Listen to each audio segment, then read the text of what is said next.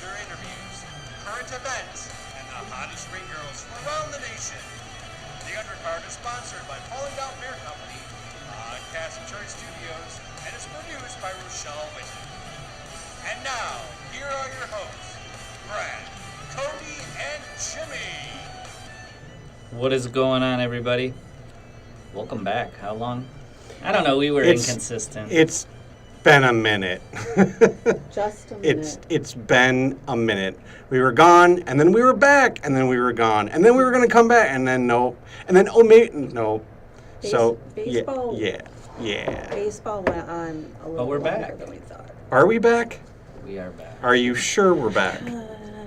Do I have a guarantee that we're back? I mean, I can't predict everything, but I would say we're pretty. I mean, I don't know. Who deals in absolutes? We're back right now, though, and it is officially episode 280. And if you've been with us since the beginning, what we have done, and it was so well received that even the IT and the D did it after we did it. Did it better. We were pioneers. We did. And then they did it better. But now, maybe we're going to do it better. So, it's episode 280, which means we will be celebrating the year 1980. Yeah. And it's 1980, but all things 80. So correct. There was no generation like the 80s. Let's be honest. There down was to not.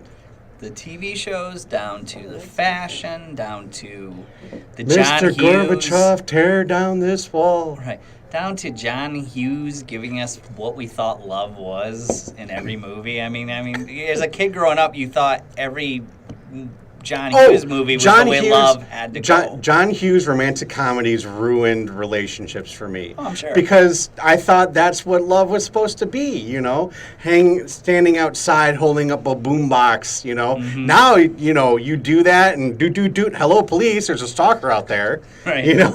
I mean, riding lawnmower to mow the lawn of the girl that you love. I mean, you do that now, the cops are pulling you over for drunk driving. Yeah, Silent Bob, or actually Kevin Smith, he didn't have a lot of funny jokes in his movies, let's be honest. But the one that I really liked in Dogma was when him and Jay, they were looking for the fictional town that every John Hughes movie took into place, and they were pissed off when they realized that this town in Illinois did not exist. Yeah. That's pretty cool. Yeah. No, yeah. They're, planes, trains, and automobiles, all of them centered around the town. Yeah, what was that Just town? Google it. I'm sure it comes up. I know. I gotta find it. Hold on here. But, John Hughes kind of taught us what love was when we were in the 80s. Taught us a fictional version of what love could possibly be. Right. But yeah, even to this day, I still watch romantic comedies and go, why can't my life be like that? You're such a girl. I am a girl. It's Ferris Bueller. I'm okay with that, all right? I'm a sensitive guy. With John Hughes, it's Ferris Bueller than everything else, isn't it? Ferris Bueller's easily his best. I mean, it depends on, because, you could go... Original. It just depends on your mood. It depends on your mood, yeah. I'm just saying, if I understand there could be moods for, pretty and... sure. I'm saying, I'd say probably his best movie was Ferris Bueller's Day I think Off. the best quotes come from that one. I think Shermer. That it either takes place in Chicago or in its fictional suburb, Shermer. Nice. But yeah, Shermer does not exist. Yeah, I had a crazed moment when I was at a Comic-Con and I ran into the guy who played Cameron. And I don't know his name, Adam Rick or something, or something like that. Yeah, I know Alan Rickman. No. He was amazing in Yeah, I know who you're talking about. Yeah. But I never watched Spin that. City. Was great. He's been in a lot of other things, But too. see, all I know him from is Ferris. Right. And so I'm like, I go up to him and I go, oh my God, Cameron! And he just looked at me and gave me the dirtiest look. Yeah. You made me make a phony phone call to Edward Rooney? Edward Rooney? Listen up, Rooney. All right. But also back. Not only are the 80s episodes back, but I don't think we've had Ring Girls in here in 30 episodes. But No, it's been a minute. Jimmy demanded, and I was like, Jimmy. Well, look, here's the thing. Jimmy. No offense, Danielle. No offense. No. We wanted you. No. But here's the thing, all right? We went 200 and 40, 50 some odd episodes without Without a actually workplace doing injury. and having ring girls all the time, right? Yeah. The day that I start doing actual video recording in the studio, the ring girls stop showing up. I'm like, nobody wants to see me. Nobody wants to see Brad. People do want to see Cody. People do want to see Rochelle. But we need to get the ring girls back in here. Yeah, Cody's good looking. Yeah. I can understand it. Yeah. So is Danielle. But introduce yourself, everybody, to the world, Danielle. Hello, I'm Danielle Parks, and I'm from the Flint area, but I do model out here a lot, and I've been ring girling with the Undercard since There we go. maybe like early this spring at the Eastern show. Right. So, really quickly, do you have any idea? What's your age? I'm 24, so I'm very lost right now, but So, do you enjoying myself. know who John Hughes is? No. Have you ever seen 16 Ferris Candles? Bueller? I've heard of that name, but I've never Okay. seen the... Did you see The Breakfast Club? I've heard of the name, but I've never watched it. I don't watch many movies. I usually just watch, like, reality TV. Ugh. Wait, you've not seen Ferris Oh, Bueller's? God. No. No, that's kind of like not trying like White Castle's hamburgers. Like Ferris Bueller's Day Off, I thought everyone sees that. Right? No? Do you understand the concept of No, what the movie? not really. Really? No. I'll have to watch it, though. It sounds good. You got to. Do you have Netflix, Hulu, anything? Yeah, I do have Netflix. We're yeah. gonna research It's where not. it's at. It's not on. Is it really? Not on any. I'll You check can and rent see if it. any of them are You can on rent it there. for $2.99 on Amazon Prime, but it's not on Netflix. It's not on Hulu. It's not free on Amazon Prime. Probably didn't cost $2.99 to see it back in 1980. Well, maybe whenever it that's came why it's out, $2.99. man. But yeah, it's like $2.99 to rent it on Amazon Prime. Man, Yeah. jeez. Or you could just go buy it, because it's that good of a movie. Right, but Yeah. where they're Well, getting Best rid of Buy. DVDs though. Best Buy, I don't or know. buy it on Blu-ray. I'm sure they converted it to Blu-ray Or already. maybe it's on YouTube. People upload movies. It could be on YouTube. That's a possibility, or like scenes from it. Maybe not Yeah. the whole movie. Yeah, That you need one's the one whole you want to thing. see. Okay. Yeah, it's That's the one a good you have to one. see from the beginning. Yeah. Yeah. Yeah. Speaking of which, the girl Sloane, she disappeared for a while. She was in Legend, then she made her big break in Ferris Bueller's Day Off. Then she kind of disappeared, but she just resurfaced again. And I don't remember on what show or whatever, but like she just disappeared, and all of a sudden she came back recently. Right. It was really weird. Right. Yeah. I wasn't so much a Sloan girl. She's out of control. Amy Dolenz. You remember her? That was Mickey Dolenz from the Monkees' daughter, the Who? drummer. Who was? You've never seen the movie She's Out of Control with Tony Danza? Amy Dolenz was like kind of like an 80s girl. If I had to pick one, it would have been sounds 80s. familiar. It You were like- sounds familiar, but I can't. Google her, you'll know her. Yeah, yeah. She was, you were either Lisa Milano or, Alyssa Milano. No. Yeah. No, you know who? You know I'm you gonna know, mispronounce you know names. who? You know who was my girl? And she wasn't a girl because she's older than me. But my girl, of the '80s, with Kathy Ireland. Well, see, now you're going like 20 years, like, like above you. How old was she? No, Probably she's 30? only like Kathy Ireland was. I mean, that was late '80s, but Kathy Ireland like kind of came to prominence in the late '80s, and she's only like 10 years older than us. Wait, she had like a Kmart line of clothing, so you did bad stuff to like the Kmart ads. No, this is when she was swimsuit. Oh, okay, You okay. know, and Necessary Roughness. Do you remember that movie? Yeah, yeah. Yeah, I mean, She was you the know, kicker. Yeah, she was the kicker, right? What I'm saying is, Amy Dolan. yeah. You said Dollan. I guess the comparison Dolenz. The comparison that I like, if you would have said Tiffany Amber Thiessen, like she was kind of our age. You're going like, I guess I could say Christy Brinkley or like a Cindy Crawford, but I'm talking like someone our age. There was a lot of my friends that thought Sloane was the greatest thing ever. But we're not. But then She's Out of Control came out with Tony Danza, and we'd literally sit in front of corner stores and debate whether or not who was the better looking. You know. Oh yeah, I remember her. Okay. Right, Yeah. She's still good looking. Is she really? Oh How old? yeah. She was born in '69, so she's 49. So only 8 years older than us. 8 years older. Yeah, Right. 8 years older. Do you Yeah, remember it's the not movie She's Out of Control? bad. I do. Yeah, I do. Yeah. Every dad's Yeah. fear if you have a daughter, probably. Yeah, probably. You know? All right. We do have our first guest that we got to call. Rochelle set this up. Rochelle was down Friday night at MMA down in Columbus. I had yet to arrive, but she did meet Sean Foster, who is 7-1 as an MMA fighter, correct? Yes. What else can you Yes. give us about Sean Foster? He mostly does Brazilian Jiu-Jitsu and Muay Thai. Is that correct? Jiu-Jitsu sucks. What you want? No, it's Taekwondo. Anyways, Say it him to and Travis Davis, who we've seen fight before down in the whatever ballpark we were at. Remember Duel in the Park? I think it's Third Ballpark, like it is in Toledo. But Okay. yeah, the minor league park. Yeah, Columbus. and it was, they commentated, and I couldn't tell if it was their first time or not, because obviously I'm on the other side, but they also did the after-fight interviews, and it was nice because you could tell that they actually knew what they were talking about, and they cared about the sport, and so the ring girls had to have their pictures taken with the two gentlemen, and Well, they're rather fancy, good looking. they are fancy. Anyways, Sean is actually looking to transfer more into the commentating world and get out of MMA. Don't do it. Don't do it. No. Not gonna do it. Okay. Wouldn't be prudent. All right. So Anyway, so I thought they had little cool personalities, so I thought I'd. All right. you know, So give instead them of an interview, it's gonna be Brad telling Sean why not to enter into broadcasting and hand combat. Here we go. Because it sucks. Do you want to end up like me? Hello? Hey, Sean, you're live on the air with the Undercard. How are you today? Pretty good. How you doing? Good. We are joined by Sean Foster, 7-1 as an MMA fighter. From Columbus or just in the Ohio region?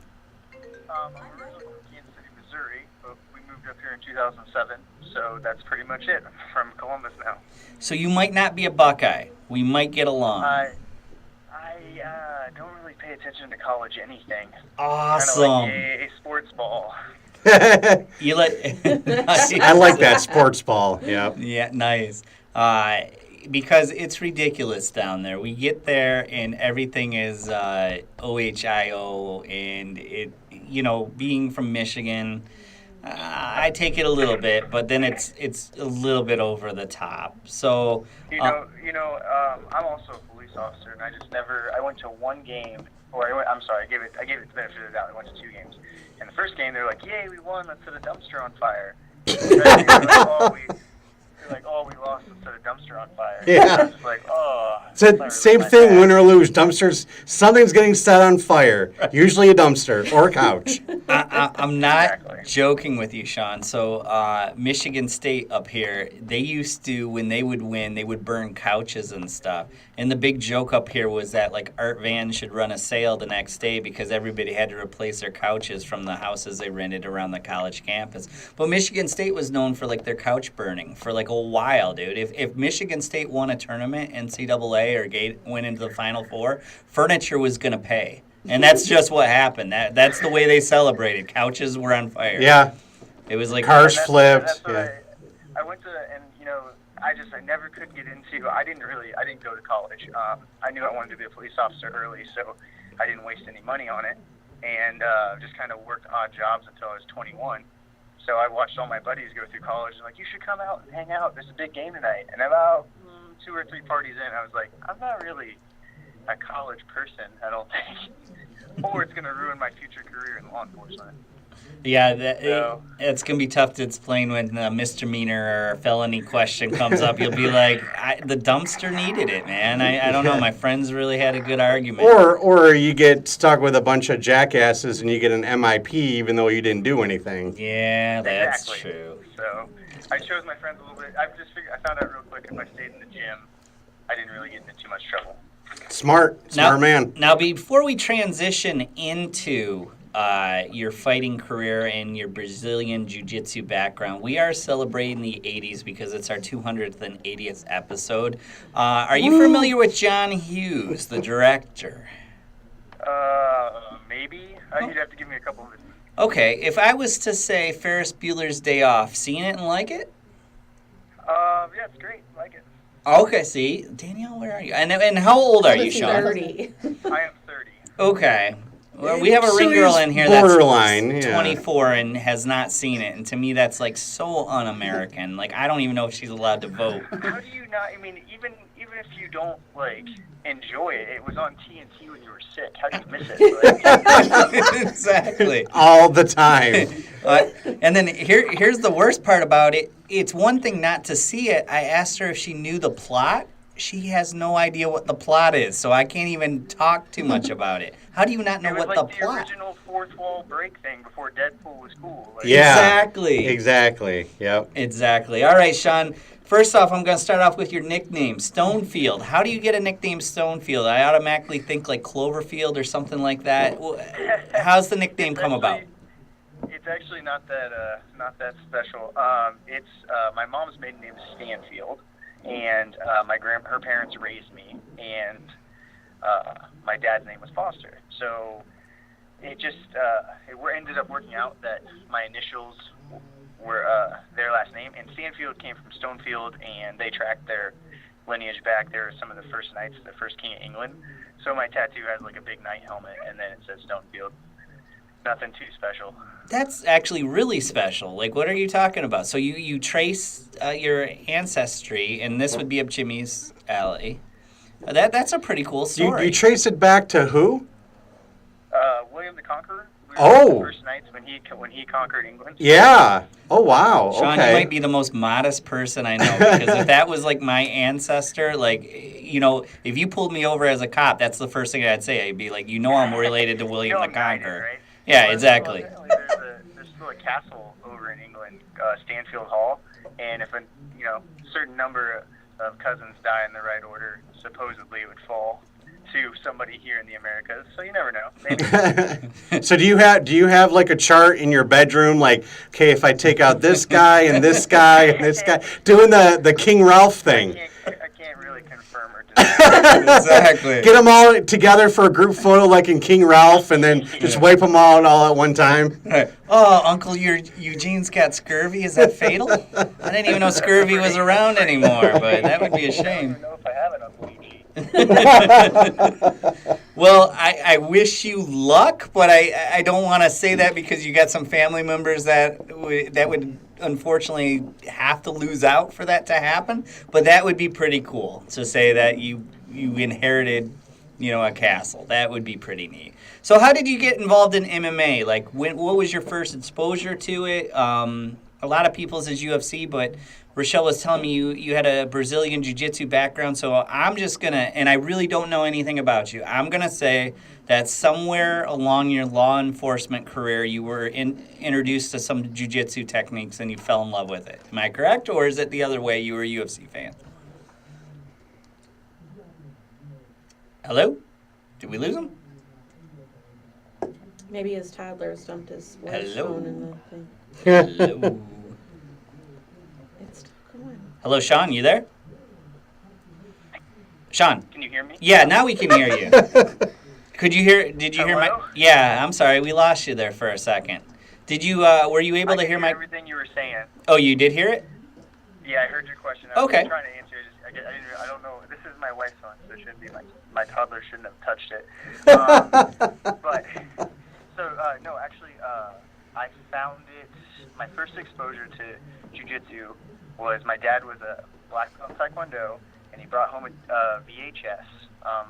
Shows how dated I am, and it was UFC 1, and we watched Hoist Gracie go out there and choke out the boxer. I always forget his name, and then Ken Shamrock, and he was like, you should pay attention to this.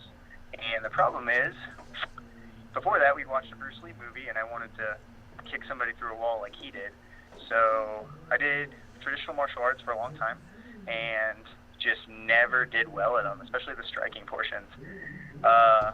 Freshman year of high school, found wrestling, sucked because I was not fast or strong, and switched over to judo, and that was really kind of my start. I became, what's it called? Sunflower State Champion, as the Kansas State Champion at yellow belt for judo. And Okay. just followed it. Moved up here, and right when I moved up here, judo kind of started to die out because they started changing the rules. So I was like, I'm going to enter a jiu-jitsu competition. And I entered not one, not two, but not three.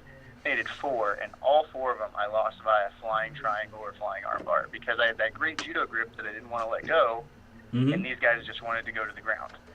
So took off my brown belt in judo and put on my white belt in jiu-jitsu and just restarted. And what got me to MMA is we went to watch a UFC fight. I have no idea which one it was, but my wife, my fiance at the time, had just started as well, and she was like, why doesn't this person do this from the guard? And I was like, oh, well, when you get punched, it supposedly you drop a rank and you just kind of lose your wits about you, but I think if you prepare for it mentally, you can handle it. And this drunk dude looked at me and he was like, I think it's bullshit.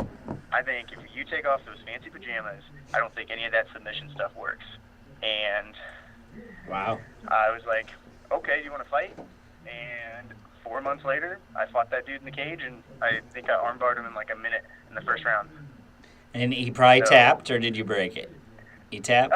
He tapped. All right, Yeah. see, not so fake. Yeah, nice. Yeah, not so fake. It worked out. So, but that was where I kind of really found MMA. Was I just felt the need to prove that judo and jiu-jitsu wasn't worthless without a gi. Not that I'm ever going to do anything. Like I don't ever plan on going too much farther in MMA. I think I've kind of proved it through a lot of my fights. I had a standing head and arm triangle at one point. What else did I have? Had a rear naked choke. So like I've proved that my point in it, and I'm old. My last fight was against the current IT champion Ryan Santana, and we got fight of the night, and I beat him, and it was a unanimous decision victory. But I just remember after the first round, I came back. My coach was like, "You look great, kid. How do you feel?" And I was like, "I feel 30." And I was like, "I hit him with everything, and he's right there, coach." And they're like, "Well, do you want to quit?" I was like, "Oh no, we're gonna finish this one." I just they were, and that's just it. Like, I hit Santana with everything in our fight, and had blood coming from his nose. I hit him with a couple of good knees to the ribs that he reacted to. But you gave him about 18 seconds, and lo and behold, that 21-year-old was ready for more. And I was just like, man, okay, cool. So like, I even had him in like a standing ankle lock, a standing kimura, and a standing head and arm triangle. And he just kind of flexed on me, and he could outflex me. And I was like, well, okay.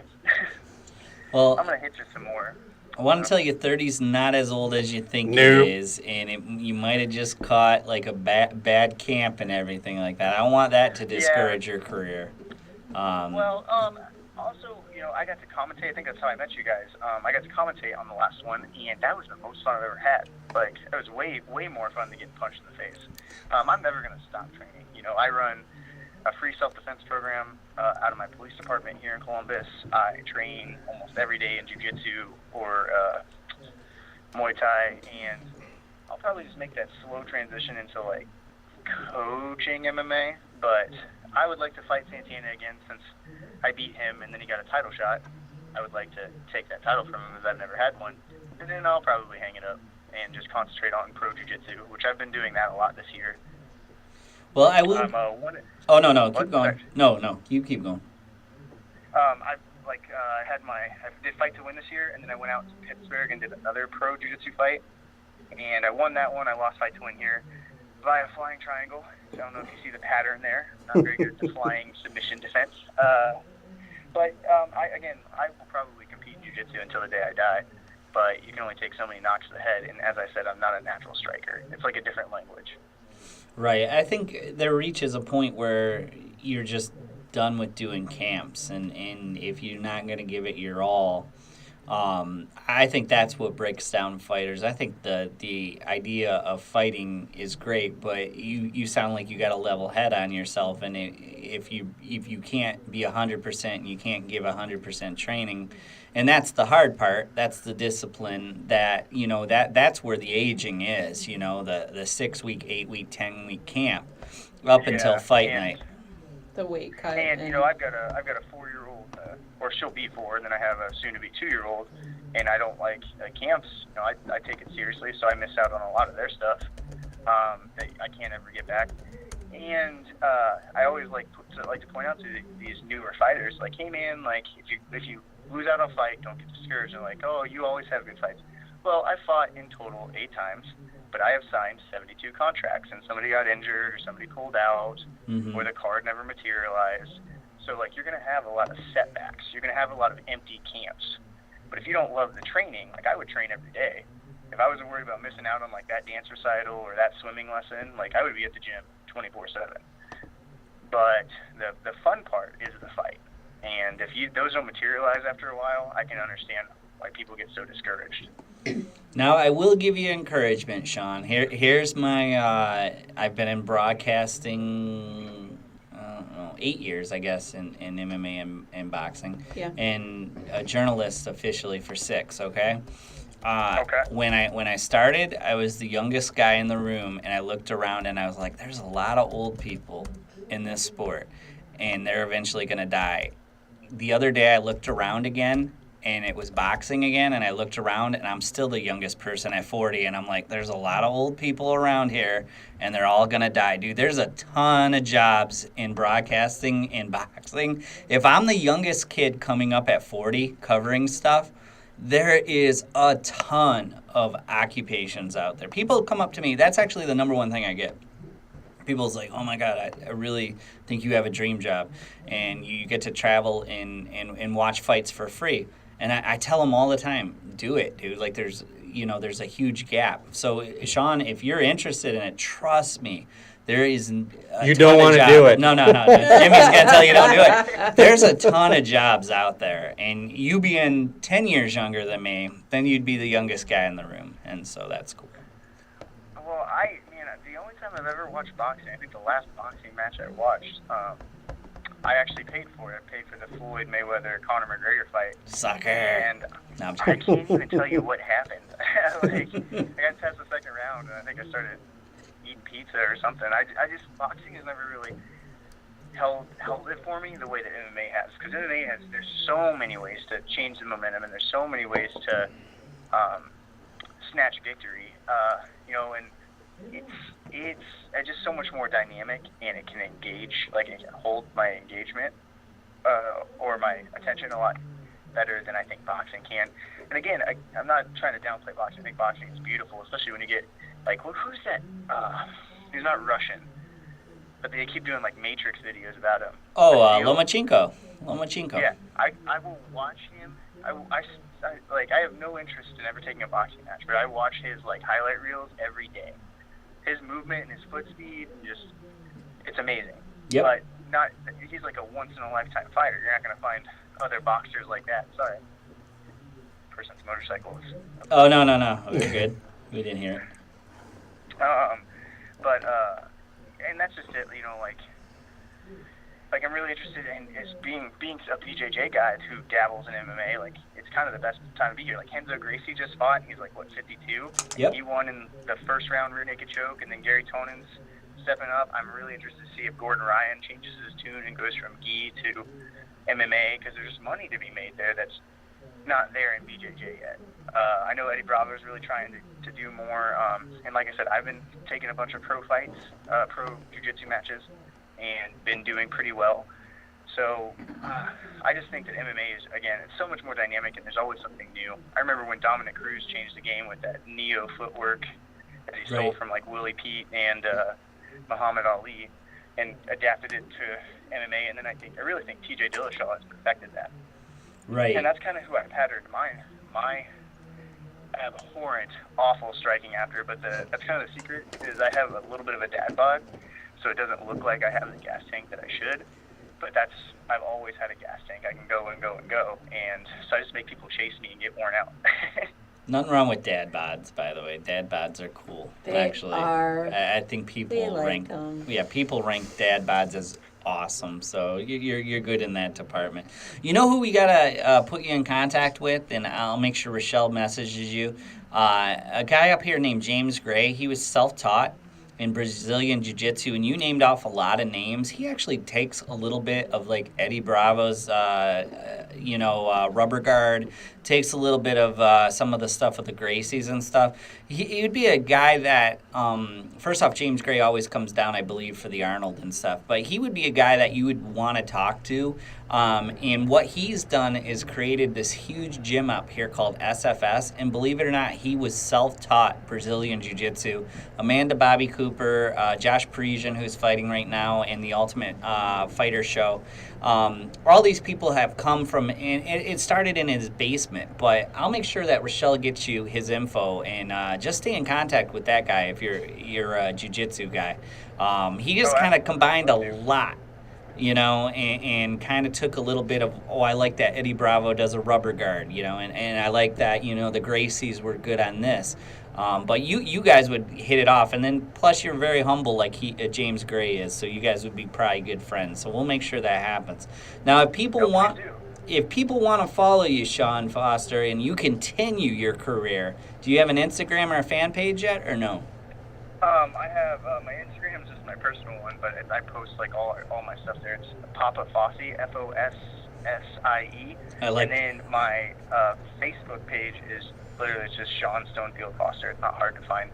But I always try and even my losses, even when I don't get the win, I always post it up because I think the losses are most important, because if you are just going to show all the good stuff, and you really can't say that you're trying to motivate anybody. It's how you answer losses. And, my only loss on my record was to Anthony Romero. He's just signed with King of the Cage, and we got Fight of the Year. And, that was he dropped me late in the third. I stood up, rocked him. It was a 3-round war for the 155 title. And, that's probably my proudest fight. I got tested real hard and had to problem solve. And it still is, I think, amazing to watch, because it's just one of those things that I don't think fighters oh yeah, I really want to get into war. I've never been that way. I'm always let's get in, get out, and start drinking. That's what I really want to do. Right. But I think deep down every fighter wants that one big war to test themselves. And I've been lucky enough, I had one with him, and then my return fight I dug out a deep hard victory against Marcus Crawford, and then I had a war with Santana. But I got to be Anthony Romero in that fight, whereas and Santana and I also took Fight of the Night for that one. But me and Romero got Fight of the Year, I think it was 2 years ago, and it was, I'm very proud of that one. Now, I just picture you sitting in a cop car with your partner 2 weeks before the fight going, hey, I'm training, so why don't you get this one? And then I picture you 2 weeks after with your partner in the cop car going, I'm recovering from that fight. You got this one. I feel like you have a 4-week window with your police partners here when you have a fight. I think that everybody has their niche, and I think, unfortunately, because I train them, I'm the defensive tactics instructor for my department. I get all the domestic violences, the crazies, the guys who want to fight, and then they're like, "Oh, don't worry, I'll take that traffic crash, or I'll take that theft." And I'm like, "Oh, thanks, man, it's really great." And not only that, but you're not a tall guy, so 5'6". Yeah, so when you come up and you're not, at your first glance, you're not intimidating as a guy, trying to break that kind of stuff up. And as a cop, and especially in my shoes, I'm 5'6", and I look like I'm 12. It looks like I stole my dad's uniform. No, you look like, and this is what me and the ring girls discussed all night. We're like, that's Zac Efron. I even texted my daughter, Zac Efron's here. She's like, no, he's not. He has dreads. That's not him. And so that's your thing. So I show up, and I have a stupid smile on my face, and I look bored as hell. And if I look bored, they think they can get away, and they're much more compliant. Whereas if I came in all hard, I'm a fighter, it's gonna be a fight. It's not gonna be fun, and I usually end up getting called Piglet, and that hurts my feelings. Come on, man. Piglet, I've never heard that one. Wow, man. So, but and that's always been my favorite part is you'll never see me I never understood getting angry at the person. You both agreed to this, so this is the fun part. And win, lose, or draw, I'm just looking forward to that scotch that's waiting for me after this one. So, it's there. Like I said, the way I look at it is I have to train really, really hard and not hurt my teammates. So I get to uncork everything. I can let everything go, and and have a really good time and not worry about your safety because you signed that contract and said that you thought that you were better than me. And then once it's over, we can be best friends. I always like friend request my opponents and try and get pictures with them. I've only had like 2 be super douchey about it. I'm like, hey man, like it wasn't that bad. Like you put up a really good fight. Nice job. And they are just don't want to hear it. So I don't know. Like I said, I got flying triangle in front of my hometown in less than 30 seconds. Yep. Less than a month ago, and it was awful. Not only did he do that, I'm a judo black belt, and this guy doesn't have a rank in judo. Like he just trains with my old teammate, and he dropped me on my head, my favorite throw, and then when I stood up, he dove through the air and put his crotch in my face and put me asleep in front of my hometown. It wasn't my best performance. So the first thing I did, get up, high five him, smile, take all the pictures. It's just how it goes. Like you can't always win, or it wouldn't be fun. Now, you said earlier, we'll finish on this note. You said earlier that your wife was into Brazilian Jiu-Jitsu. Does she still do it? And then if so, did she like critique that flying triangle and everything you did wrong on the way home? Actually, so my wife is the same rank as me. She just got her purple belt, and Congrats. She is much, much better at just the technical skill side than I am. And she, like you said, she had 2 babies. She's one of the only people to ever hold a knockout over me because she's a much better kickboxer. And then she puts me to sleep on the regular. And she was just like, what are you doing? She was like, you knew he was going to do that. I was like, I know. I got distracted. He dropped me on my head. And she's like, T-Rex arms. Why are you reaching for stuff? I was like, I don't know, baby. Like, it just happened. She was like, it was pretty awesome. I was like, thanks, babe. I'm super proud of her. She just went down to Nashville for IBJJF and took silver in the absolute no weight division, and then she's currently training for Masters World, which is next month in Vegas. So That's awesome. she's gonna definitely be the Foster to watch instead of me. Well, very cool. And Sean, we want to thank you. Best of luck. We'll stay in touch with you, of course, but this is Sean Foster. Definitely look him up, his Instagram. Thank you so much for joining us for a few. Thank you so much for having me. Have a good day, guys. All right, You that is too. Sean Bye. Foster, man. Sounds like a fun guy. I wish Yeah. I was there. I wasn't there Friday, but sounds like a fun guy. Next time I'm down there, I'm gonna say hi. So there's an age difference where John Hughes, maybe 25, 26. Yeah. Those people. Well, I gotta. Those people. So You know, So there's the youngins don't right. know about. So because it's the 80s and we're talking about all things 80s, I decided to look up a couple things. So I just kind of want to go through and I know Brad and Rochelle probably remember these, but I'm specifically going to ask you, Danielle, Okay. if you recognize these are slangs that were used in the 80s, and tell me if you've actually heard any of them. Okay. Okay? So we're going to start with bad. Bad meaning Yeah. good. Okay, so yeah. you... Like the Michael Jackson song. Yes, exactly. Michael Jackson, bad. That was from the 80s. Beg your face. Bag your face or bag it? Beg your face. I don't know that one. Oh. It basically means you're so damn ugly, put a bag on your Oh, face. wow. Okay. Beg your face. All right. Barf me out. Like you're sick?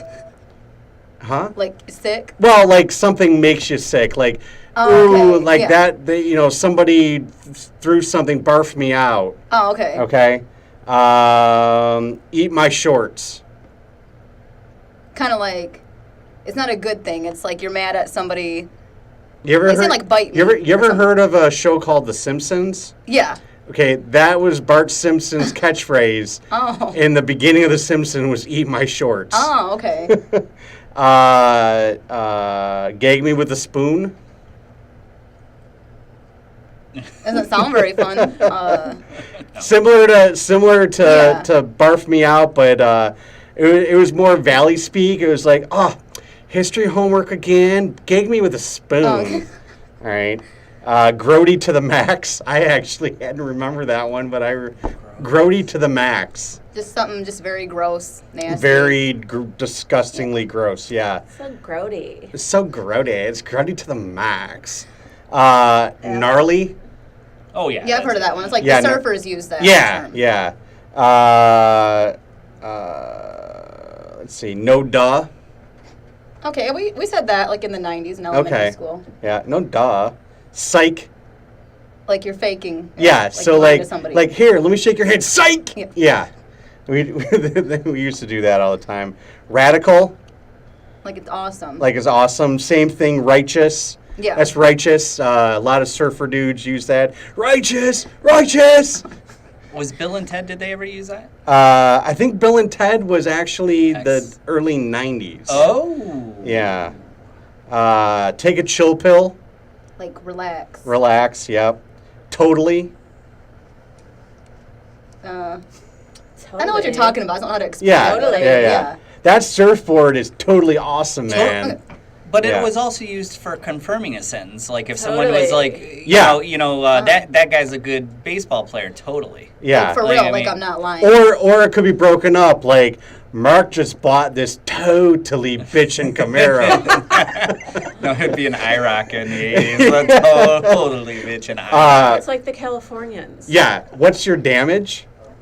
Like, why are you mad? No. What's your What's wrong with with you? you? What's your Oh. damage? It's like if somebody acting crazy, it's like, hey, what's your damage, man? You know? Where's the beef? Where's the That was Oh, yeah. actually a commercial. Wendy's. You know Wendy's, right? Yeah. Okay, so Real in the Wendy's. 80s, in the 80s, yeah, in the 80s, there was this catchphrase with this little old lady where she would go to like a restaurant that was not Wendy's, and Wendy's, said that they had 100% all beef patties. So she'd walk into like a McDonald's or a Oh, okay. McDonald's or whatever, and she'd open it up. She'd go, "Where's the beef?" And then that just became like the Wendy's catchphrase for their commercials. Where's the beef? Okay, I think that was pretty much all of the. So those are some. Not all of them are from like 1980 per se, but from the Yeah. 80s in general. So we're coming up on What's on Tap. So why don't we do What's on Tap? We'll take a quick commercial. We'll come back. I got a couple more 80s theme thing. I know we have another interview. Yeah, that was set for 7:45. Oh, Okay, well, do you did want you to tell them that do we're that on then, late? or Yeah. Okay. okay, that's fine. We'll do it like at 8:15, 8:20. Yeah, we'll come back from the interview, or we'll come back from the break and do. Well, we might have the a interview. surprise too. Okay. We're gonna try to reach somebody in Paris. Ooh. Ooh. Who are we chasing? Ooh la down? la. Who are we chasing? Baguette, cigarette, French. Who, I do not get. I give cigarette to baby. I am French. who are we chasing down? I don't know. All In right. Paris. Yeah. Wait, let's do What's on Tap first. All right. Crap. It's okay. I gotta pull. I gotta pull my thing first, though. Hold on here. I don't know what the thing is. Oh, it's okay. Yeah. Okay. I Anyways, still gotta do all this. it's all right. Are we on air right now? Yeah. Yeah. Oh, okay. Hello. Okay, so this is What's on Tap, sponsored by Falling Down Beer Company. In boxing, August 3rd at Sydney in Australia on ESPN+. We have Billy Tibb versus Tevon Farmer. 12 rounds for the vacant IBF lightweight title. Moving on to, I got to scroll here, August 4th at Atlantic City in New Jersey on HBO. We have Sergey Kovalov versus Aldir Storm Alvarez. 12 rounds for Kovalov's WBO light heavyweight title. We have Dmitry Bivol versus Isaac Shambhala. 12 rounds for Bivol's WBA lightweight heavyweight title. Moving on to also August 4th in Uniondale, New York on Fox Sports 2 or Fox Deportes. Alicia Napoleon versus Hannah Rankin. 10 rounds for Napoleon's WBA women's super middleweight title. Excuse me. Moving on to, and that's it for this week. Moving on to MMA. We have tonight Dana White's Tuesday Night Contender Series, Season 2, Episode 7 at the UFC Training Center, Las Vegas, Nevada, United States. Do we know how Josh is doing on that show, or do we know? No. Okay. I haven't, unfortunately, been able to watch it I think because it's only like episode 2. This is Episode 7 tonight. Yeah. I know. I'm sorry. I'm I'm behind out of too. it. It's okay. I'm behind. I just thought maybe you guys knew because I haven't had a chance to watch it. I already August 4th, UFC 227, Dillashaw versus Garbrandt 2 at the Staples Centers in Los Angeles. Cody no love. Huh? Cody no love. Cody no love. And then moving on to, again, next Tuesday, Dana White's Tuesday Night Contender Series, Season 2, Episode 8.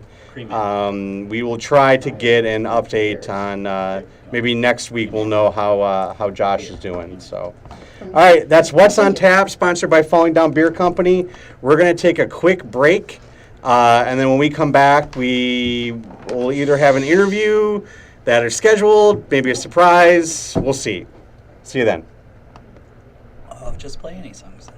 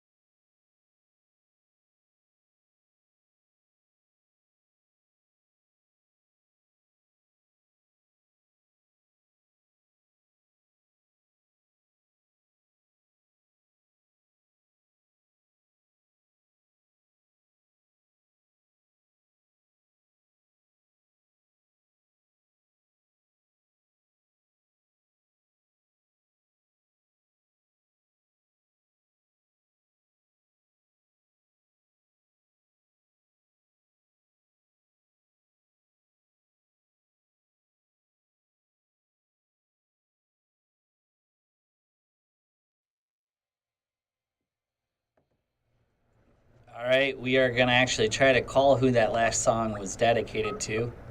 We're trying them right now. I'm sorry, the person you were trying to... Oh, no. He is overseas. Let's try it one more time.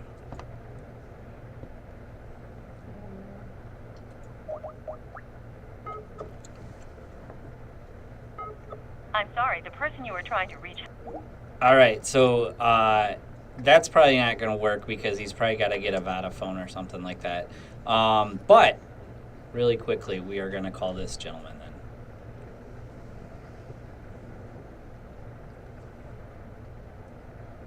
Is this who we talked about before? No. Oh. Whoa. Sorry.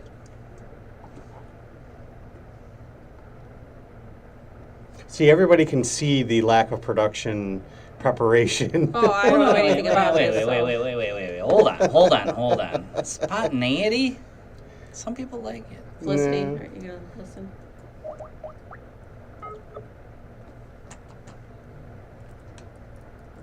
Do you like the submarine closest you're gonna get right now. sound?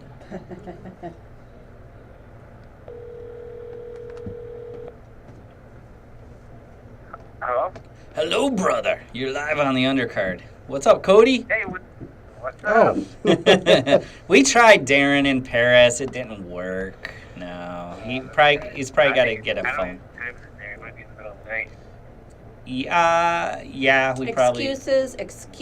Yeah. You know them French. Yeah, I was actually, I was texting him. I woke up this morning at like 3 o'clock. My time schedule's all messed up being in Japan. And, like, I woke up and I was texting him. I was like, dude, what time is it? He's like, oh, it's like, you know, it was like, I don't know, like 11 o'clock in the morning. And he's like, yeah, I've been up all night. Like, I didn't sleep. I'm like, dude, yeah, I know. Like, getting back on that normal regimen, that normal sleep regimen is so hard. Like, you have to, like, really force yourself for a few days. Well, not only are you dealing with jet lag, but you're now dealing with being short again because you're back in the States. Yeah, I know. That's So like, you got a double whammy. Like, yeah. You know? Having to look up to people again. Like Turn my back. So there's a little bit of adjustment and stuff. So we actually played a song "Rizen" by Bruce Springsteen because you know what, Daron did something really, really cool this past week, and I put it up there with the Showtime kick by Pettis. Okay, this kick went viral, but then Rizen kept taking it down, and then it went viral again. He somersaulted over his opponent and landed it, kind of. I mean, it could have been a little bit more clean. One of the more innovative kicks I've ever seen. What's going through your mind in his corner when he does that? Have you ever seen him do that, or is that just purely improvised?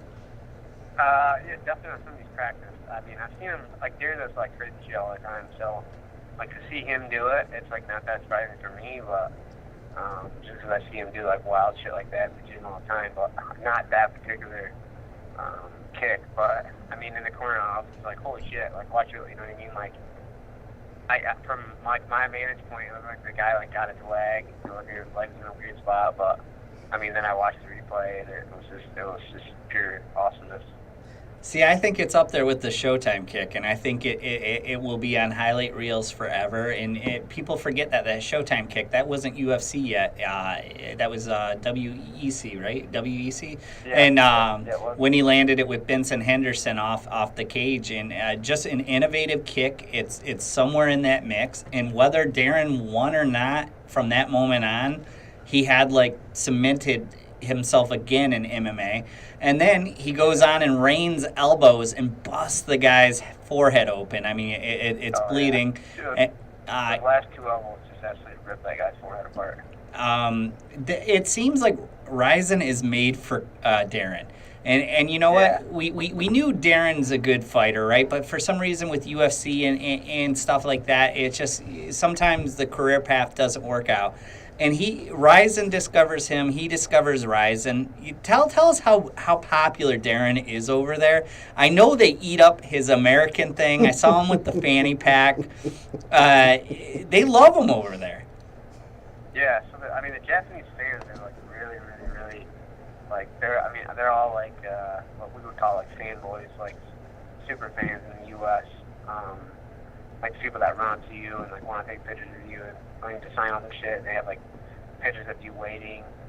So Japan, like the real like MMA fans, I would say most of them are Japanese because these guys are like serious fans. Like they're like waiting in the hotel lobby for 3 days. Like it's absolutely insane. And like Daron, I mean, I've never been in all his fights over there, so absolutely. That's crazy. That's like boy band crazy. He's like one of the guys.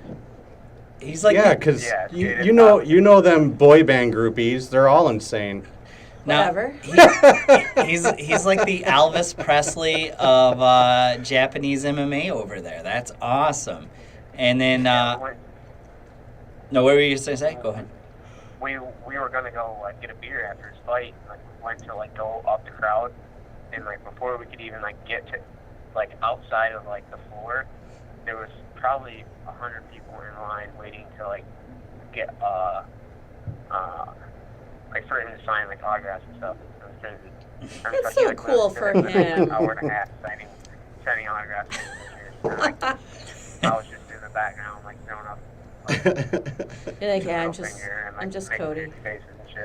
You're like, I'm in the UFC. If anyone wants a photo over here or a signature, No, I'm pretty big. Honestly, it was cool even for me just because it's cool to see your friend like do well.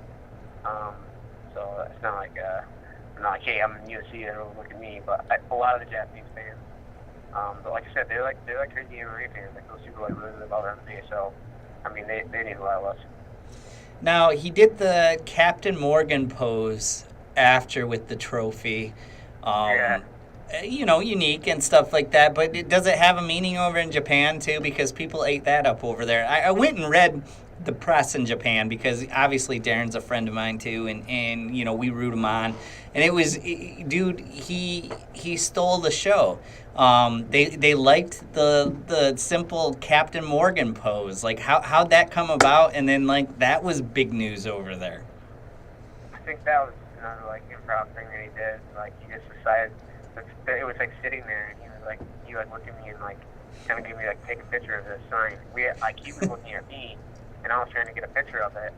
And then I didn't even realize that the Rizen camera was on, and, like, they were taking pictures of it at the same time. So it was, like, I think probably just a picture that he wanted to post on Instagram or something, but he ended up going viral. It's like when he flipped that guy off, like all the fans were like kind of appalled by it, but they all like talked about it. You know what I mean? It's like one of those things that any press is good press. Like from that fight to this fight, I would say like his fan base doubled in Japan just because he knocked that dude out and flipped him off, and like now the antics and stuff. Like, they love that. They eat that shit up over in Japan. Well, yeah, because he had the soccer kick, which, I mean, right. you can appreciate that because in over here you're not allowed to when their hands are down. But every MMA fan or fighter probably wants to do a soccer kick one day. And he had that vicious soccer kick. He's actually... I don't want to say like they have like a pro wrestling vibe over there, but they like the characters just as much as they like the fights themselves. Right. And Daron, I mean, since I've known Daron, that's him, man. It's almost like this league is him. Yeah, he fits well over there. I think that's one of the reasons that they brought him on too, is because he's a character. He didn't really get like. The UFC kind of takes away your ability to kind of be that character, to be that like I don't know, that like that WWE type character. We all wear the same stuff. It's hard to stand out. In a lot of ways, I feel like that's good because it makes you like focus more on like the athlete than what he's wearing and what all that kind of stuff. But I mean, for Daron and for like people like him. I mean, it's huge. It really does highlight his personality. Now, let's talk about your upcoming fight since you've last been in here. Really quickly, though, I know you've been stirring it up with your opponent, and he's not responding too much.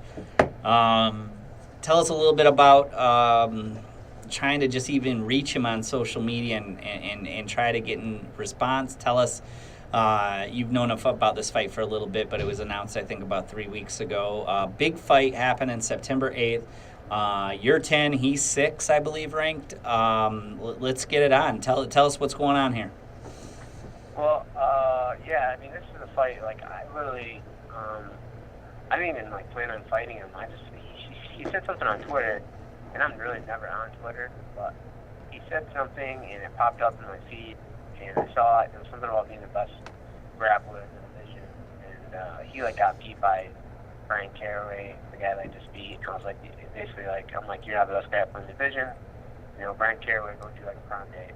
And then we started going back and forth, and he basically said that, you know, I was a nobody, and, you know, he's way up here, and he's kind of like big brother to me. Like, he's way up here, I'm way down there.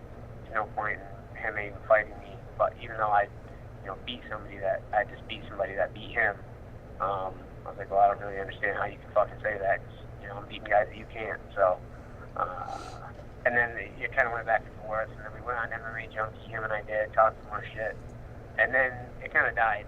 And, like, for a month, I never really heard anything about him or any, you know, there were a couple other guys that were kind of, like, stirring around, and then my manager just basically told me, like, hey, we're going to be fighting Adrian Sterling in August. And I was like, all right, let's go. And I didn't have a contract, couldn't say anything for, like, 3 weeks. And then, you know, he came out and said he's fighting me in September, first week of September. And I'm like, you know, well, I haven't even, you know, I'm completely in the dark. I didn't know anything about that. You know, basically, he kind of made it seem like he called me out, like he's the one that made this happen. Really, realistically, like, I know that I'm 100%, like, you know, I hurt his feelings when I said that, you know, whatever I said on Twitter. And, I mean, it came to fruition, you know, pretty much, you know, like 3-4 weeks later. And, you know, I'm going to have to go beat him up. which is awesome, trust me, because this Sterling fight, I'm happy that you got it, huh? Yeah. He's a big name. I mean, he's a big name. I mean, Brian Caraway was ranked above him, and I beat Caraway, and it was like one of those things where, like, Caraway wasn't like the character that Aljamain Sterling is. Didn't really have the following that Aljamain Sterling does. You know, Sterling's like a pretty big name in the UFC, so you know, I'm fighting a guy I think that's similar, not similar in like in the way they fight, but similar in like their skill level as Caraway. You know, so I know I can beat him. I mean, I just got to show up and you know, work hard and be prepared, which I will be. So I mean, I feel like there's a lot more benefit from this fight, and I think as of right now we're on the pay-per-view, so you know, that's pretty exciting. Dude, Sterling versus Stamen, I mean, that has to be pay-per-view. I don't think you get bumped off because he's only had 3 losses. You have a loss, and I tell you, I don't even count that fucking loss down at Chris Lagarde. So, like, I mean, that's pay-per-view material right there. Big fight, though, happening this weekend. I know you don't want to look ahead, but TJ versus Cody. I mean, is there a guy that you're kind of rooting for in that? Or a guy that you kind of like a little bit more than the other one, or hate a little less than the other one, or what do you want to see happen? Honestly, personally, I know both the guys, and like Cody Garbrandt and TJ were both so nice to me. Like, I trained with both of them. You know, Cody's kind of a little bit of a like baby when it comes to like losing. He kind of like throws a fit, and TJ is a little bit the same way, except he's like more like mean. Like, when he starts losing, he like just turns it up till, you know, he's real competitive. Like, he can't stand to lose. I mean, obviously that's probably one of the reasons why he's a champ. But on like on a personal level, they're both really cool guys. So like, there's no the only like, I want TJ Dillashaw to win for the simple fact that if TJ wins, then somebody else is going to get a shot at the belt. But I'm worried that if Cody wins, then 6 months away. There's going to be a third fight. There's going to be a third fight between them that's going to lock everything up with everybody else, and it's going to be super annoying. Who knows, but you know, Dominic Cruz still thinks he deserves a title shot. But there's like 5 guys right now that literally any of those guys could like get that shot. I mean, not one of them is not me, but After I beat Sterling, I mean, I feel like I could easily argue that I'd beat you guys in the top 10. I should maybe be one of those next guys or be in that conversation. But it's strictly business. I want TJ to win and just kind of solidify his spot as like the best guy at 135. See, that makes sense because, like, I would have thought, but I mean, you make it more practical because, yeah, if TJ's to lose, right, after Cody's devastating loss last time to TJ, there's probably a trilogy, and then there's 6 months in that division of kind of a little bit of shuffling in the top 10, but they're going to wait for that trilogy to happen. So that's actually really good insight that I didn't even really think of. You're not so much rooting, but you kind of know the consequences of if somehow Cody wins, this thing's on the shelf again for another 6 months. Right. I mean, at least. I mean, these guys have been playing this game since I've been in the UFC, like over a year. Last time they fought was like almost a year ago. I mean, it's just ridiculous. Like, I can remember it was almost 2 years ago. TJ and Cruz fought. Like that was Daron still in the UFC, and like I watched that fight live. He just fought Paul Felder, and that was maybe even 3 years ago. So there's been like 3 belt fights in like 3 years. It's ridiculous. And there's like all these guys, Rafael Sunsao, he's won like 8 straight to beat like pretty much everyone in the top 15. Dominic Cruz, actually I don't think that he should be in that conversation anymore, but I mean he's still a big name and he could easily be in that conversation. There's Marlon Moraes.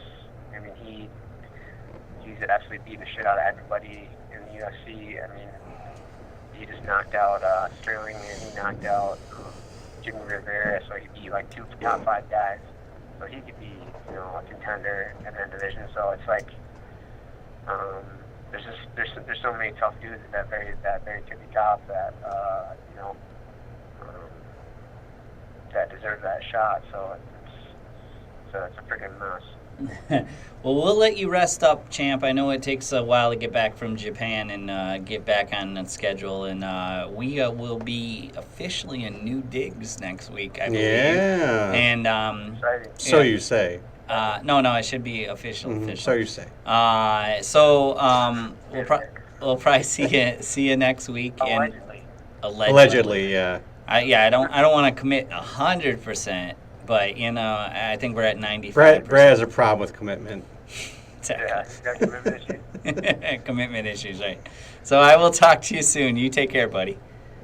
Yeah, hopefully you guys be at WFC Friday.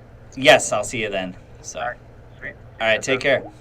All right, that is Cody, co-host of the Undercard, Badass, and then also a UFC fighter. Yes. So, all right, so let's call. We had one more interview that we got to fit in, and then I thought Rochelle just found something really interesting that I want Danielle to do before we close it out. Name as many 80s movies as she can name. Now, no, you don't get to go on your phone. And we're going to see how many 80s movies she can name, and then we'll cross-reference it and see if some count, some don't. But she just found it, and it was actually Ferris Bueller, like a little meme. Yeah. So who are we calling right now, Rochelle? Marcos Smallman, right? Marcos Smallman. All right. The co-main event for WXC. That should be the main event. He's fighting Willis Black, right? Yeah. How's that not a main event? I don't know. Just going off of the internet. Hello. Marco, you're live on the air. This is the Undercard. How are you? I'm great. How about you guys? Good, man. Hey. So you're one of my favorite fighters. So welcome again, dude. You get the red carpet treatment here. Marcos Smallman. I don't know how this is not the main event. I've got to talk to Norby and Mike, but is going against Willis Black this weekend. WXC. Marco, tell us a little bit about how this fight came about. I got approached. I got approached by them, and they wanted to make the fight happen, and I just said yes. Now, Willis Black, I mean, he has a good fan base. He is a good fighter, but I really think of you on that next level. I really think you're a UFC guy, just not having your opportunity. but what challenges does Willis Black bring to you on Friday? Something that you've not seen, maybe. That I haven't seen. Well, I mean, probably. Well, he's probably been a fighter I haven't seen in a while. But he is a fighter that hits hard and can come forward with relentless. He's a freak athlete. I kind of see Willis as I would say three positives, three negatives. Positives be, he obviously hits hard. He's athletic. And he's extremely strong. Negatives, I would say he's fit, robotic, and maybe not the best fighter I've seen. But I mean, what he uses, what his positives has, he uses those to the fullest extent. I mean, he's 4-2 for a reason. Right. Can I throw a fourth negative in there? He's not fought an athlete like you. I really do think you are the next top level in the state. Right. Next I level. mean, Totally you're next level. Yeah. It's not if, it's when. The fourth negative is you can't train for a Marcos Smallman in any camp. I mean, you're just, and I'm not trying to overhype you before the fight, but I think we know that you got the goods for the next level. That's got to be a negative, because how do you train for a Marcos Smallman in camp? You can't. I really don't think so. I think you throw in a Wolverine, a Tasmanian Devil, the Juggernaut, and just kind of have them all go at once. I mean, that's kind of what you'd face again, when you face Marcos Smallman. And that would be the nickname, the hybrid, right? You Yeah. gotta take a little bit of everything. Yeah, of everything. Yeah, like exactly. I train everything. I mean, boxing, wrestling, jiu-jitsu, karate, a little bit of Muay Thai. I do it all, and on top of that, I am an athlete. I'm a freak athlete. So I'm an entire package. I'd like to think so. All right, so I don't want to get into predictions, because I just, we do that enough here, but you got an opportunity to make a statement here against Black, and the good thing, a positive for you, is Willis Black, no matter what his record is still a name. He's still an athlete and still respected in the not WWE, the MMA community. So this win means something for you, because it is a opening of a door. Yeah, well, I mean, with him being a dangerous opponent and this being, streamed on UFC Fight Pass, it does afford me some opportunities, which I'm very grateful of. With that said, I'm not gonna lie, when I got this fight, I've had some criticisms of my own, and for myself and obviously for my team. And so this camp, I've really been working on, obviously, my deficiencies. It's not a secret, I nicknamed this camp, violence. You really haven't seen too much of that out of me, for the most part. I pride myself on being a hard-working athlete, probably the most hard-working. But, and it shows in the cage, but you haven't really seen that darker part of me, or that violent part of me. This camp, I've been really trying to tap into that, for the most part. Yes. Aligning myself with some team members to help bring that out of me. All right, so I make it no secret that I like violent fighters, okay? And I don't want anyone to get hurt in the ring. But, yeah, you made a post, I think it was about 4 or 5 weeks ago, that violence was the thought going into this, that you were going to unlock something. Some of the fighters I like around here are very violent fighters. Tell us, that's a good point you brought up. So you post it on social media.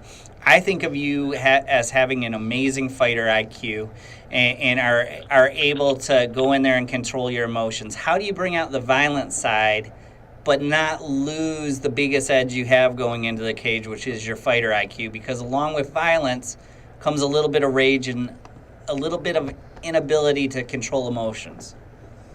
Well, no, I'm not going to get back. I'm not going to, step away from, me being a cool and collective fighter. Seeing the situation and adapting from there. I'm not going to step away from that. It's just, there's more of me I need to throw out there. I need to put more of myself on the line. Not only being a smart fighter, but, just going a little bit more of the throwing a little bit more of the kitchen sink at my opponent. Now, Making him, he's not just a decision fighter. He's coming in with.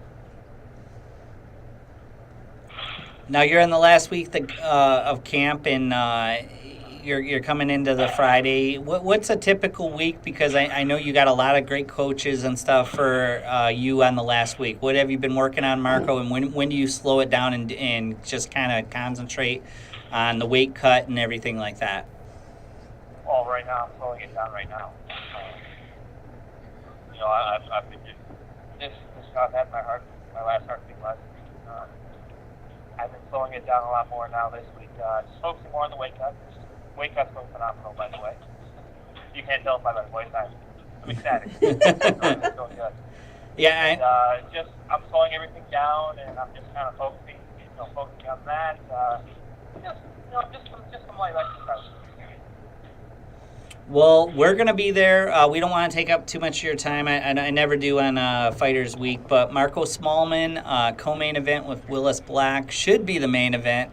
Marco, we will see you Friday. And then after you win, come to our new studio and hang out with us a little bit. We always enjoy you. Oh, you guys are open now? No, we're going down back to Detroit. I'll send you pictures. They'll be fun. Midtown. It's Detroit. It's Detroit. All right. So we'll see you soon, man. All right? All right, take care. Good luck, Marco. Thank you. All right, that is Marco Smallman, who is fighting on Friday on WXC co-main event. That should be main event. WXC 73. Yeah. No. Numbers, names, that All right. stuff doesn't matter. We got to move. All right, let's do it. What? No, I thought you guys had a thing for her. Yeah, we were going to throw out 80s Yeah. movies. But it's through pictures. Oh, it's through pictures? Oh, well, do you have the pictures for her? Well, Or? it's. I didn't even see what it was. He was just like, oh. Okay, well, never mind. Well, then here. This No, is what I'm she gonna- can change. We can change seats. All right, let's do it. Okay, well, no, I don't want to do that because that might tip her off. One of the last things I want to do is name the top 20 movies in 1980 before we go off the air, but 20. I'm not gonna do it because it might give her an edge. So These are just 80s Okay. movies. Okay, so basically, I'm going to show you a picture here, and I want you to see if you can tell me what it is. Let me move Okay. over here. Okay. All right. Oh Right. wow. Is this? You can talk right in Oh there. okay. Is this a show or is this a movie? Mm-hmm. Okay. Oh my God, I know the first one. I She's in know. trouble. oh no, This is like this is iconic. She's in trouble. Brokeback Mountain. Oh, just stop right there. I named my I'm- child after I'm this sorry. character. Stop right there. Like my firstborn. You are done. So she just You are called done. Harrison Ford as Indiana Jones. Oh, okay, that was my Brokeback second guess. Mountain. Wow. All right, so second You know, picture. I used to like you, but now. Brokeback Jones. Oh, Jesus. I know what you Okay. do up in that temple. This one. What is Oh my god, this is hard. No. Is this something to do with No. Oh my God! What? Oh my. DeLorean. 1.21 gigawatts! Oh no. Yeah, exactly. This might be We the need worst. like a '90s episode. I could really do well at this. No, it's the 80s. No, I want you to look at this for a Here's the second. thing. Yeah, I saw No. I want you to look. Danielle, around these on aren't the really page. hard. Okay. These are kind of pop culture. We got to move though. Okay. So you got 10 seconds Okay. on each one. Okay, next. All right. All right. Well, that's Uh, Back to the Future. That's Back Back to the to the Future. Future. Oh, it doesn't tell you. It tells you what they are. Oh, right it here. does. Oh, okay. I could Yeah. I could've It's said one or that. the other. have. Okay, so that's gotta be Back to the Future then, because. Yeah. I don't know. This thing's crazy. Yeah, You guys always click on the the internet's corner. the internet's stuff. All right, how about this? Okay, here. Just name us 5 80s movies off the top of your That head. you can you think name of. 5? Can I like recycle the ones that you guys used earlier? No. Oh, okay. 5 80s Okay. movies. Pretty Woman. Was No, that 80s? I no, don't that think is so. 80. That is 80, 80s 89. Let me double check, but I don't think so. Okay. High Okay, five. All right, go one ahead. point for me. You know what? What about Tales from the Crypt? They made movies out of that. Yes, Was that it is. 80s? I would give her credit. Tales from the Crypt movie, Stephen King. That Sure, is- sure, Yep, sure. all right. Okay. Oh wait, speaking of Stephen King, what about It? Was that in from the 80s? It was 95, by the way. What Which was? one? No, that was Tales from the Crypt? Yeah. Okay, never mind. But the Okay. TV show, I think, the show. maybe I'm gonna give her aired. credit. Yep. Okay. The original movie, sure. Okay. TV. that was 1990. Child's Play. 1990. Child's Was it- Play. I don't think that was 80s, though. I think that Puppet was Master. 90s. Puppet Master. That scary movie. Maybe. She I've found seen a that. genre I and can't. she's just gonna pound it. Yeah. Okay. I don't think she's gonna have points for it because that was 1990. Child's Play was 88. Okay. All right, Child's Child's Play. Play. Okay. All right, last two. Give us two. We found your niche, horror. Yeah. Okay. What about 1, 2? Puppet Master was Freddy's 89. coming for you. Oh, okay. All right. Yep. 1, 2. Freddy's coming Yeah. for you. Oh yeah. Oh, well, like Friday the 13th was that? That was Yep. definitely Yes, that was that was 80s. 1980. Yeah. And then also. Halloween. Freddy Nightmare on Elm Street. Nightmare on There Elm we Street. go. There you go. All right, we got it. High All right, five, high five. All right, we gotta get moving here because we have another show that's right behind us. But I want to do, and then if you've heard of these movies, Yeah. just say yes, I've heard of that movie. okay. Okay, these are the top 20 ranked movies from 1980, just that specific Okay. year. Okay, Dressed to Kill, number 20. No. The Big Red One, No. the other movie with Mark Hamill in it in 1980. No. Flash Gordon. No. The Gods Must Be Crazy. No. My Bodyguard. No. Private Benjamin. Nope. 9 to 5. No. Any Which Way You Can. No. Stir Crazy. No. Coal Miner's Daughter. No. The Elephant Man. No. Indiana Jones and the Raiders of the Lost Ark. That's Kinda, the sorta. first one Yeah. that, Yeah. Superman 2. I've heard of Superman, so sure. Okay. Friday the 13th. Yeah. Caddyshack. No. Raging Bull. No. The Blues Brothers.